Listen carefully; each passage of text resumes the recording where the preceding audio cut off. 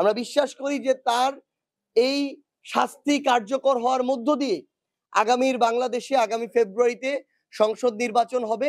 নির্বাচন সংশ্লিষ্ট যারা বিভিন্ন অফিসার রয়েছেন, যারা এজেন্ট রয়েছেন কিংবা প্রিজাইডিং অফিসার রয়েছেন, এই সংশ্লিষ্ট প্রত্যেকটা ব্যক্তির নিরপেক্ষতা নিশ্চিত করতে হবে।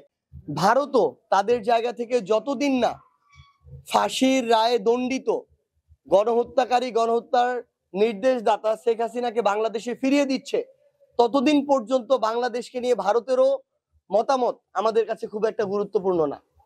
আমরা স্পষ্ট করে আমাদের জায়গা থেকে বলি যে খুনি হাসিনা তার সময়কালে যত অপরাধ করেছে, যত গুম খুন বিচার বহির্ভূত হত্যাকাণ্ড করেছে, এগুলোর তুলনায় তার এই শাস্তি খুবই নগণ্য।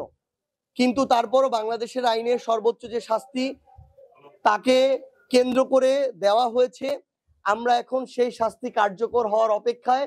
আমরা বিশ্বাস করি যে তার এই শাস্তি কার্যকর হওয়ার মধ্য দিয়ে আগামীর বাংলাদেশে আগামী ফেব্রুয়ারিতে সংসদ নির্বাচন হবে এবং আমরা একজন স্বৈরাচারকে ফাঁসিতে ঝুলতে দেখার পরই আগামীতে গণতান্ত্রিক উত্তরণের পথে এগিয়ে যাব।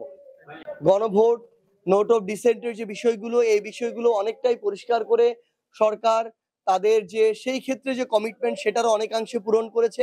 আমরা এখন আমাদের জায়গা থেকে যে বাস্তবায়ন এবং সংস্কারগুলো সেগুলোর পথে যেতে চাই এবং সুষ্ঠু গণভোট চাই। আমরা স্পষ্ট করে বলতে চাই আগামীর বাংলাদেশে বাংলাদেশ এর করাপ্টেড সিস্টেমগুলো সংস্কারের বিপক্ষে যারা থাকবে, যাদের গণভোটে যারা ন্যায়ের পক্ষে থাকবে, তারা বাংলাদেশ পন্থী হতে পারে না। আগামীতে এনসিপি তাদের সাথে একসাথে পথ চলতে পারে যারা আগামীতে সংস্কারের পক্ষে থাকবে, গণভোটের পক্ষে থাকবে এবং বিচারিক প্রক্রিয়া বাস্তবায়নের পক্ষে থাকবে। সেই জায়গায় আমরা অন্তর্বর্তীকালীন সরকারের কাছে চাইব তাদের এই নির্বাচনে যদি একটা লেভেল প্লেইং ফিল্ড তারা নিশ্চিত করতে চায় এবং ফেব্রুয়ারিতে নির্বাচন নিশ্চিত করতে চায়, বাংলাদেশের প্রশাসনকে, আইন শৃঙ্খলা রক্ষাকারী বাহিনীকে এবং নির্বাচন সংশ্লিষ্ট যারা বিভিন্ন অফিসার রয়েছেন, যারা এজেন্ট রয়েছেন কিংবা প্রিজাইডিং অফিসার রয়েছেন, এই সংশ্লিষ্ট প্রত্যেকটা ব্যক্তির নিরপেক্ষতা নিশ্চিত করতে হবে। এই জায়গায় বিগত সময়ে দলান্ধ, তোষামতকারী বা দলীয় পরিচয়ে যারা বিভিন্ন সুযোগ সুবিধা নিয়েছে, ফায়দা নিয়েছে, তাদেরকে যেন বিন্দুমাত্র স্থান না দেওয়া হয়।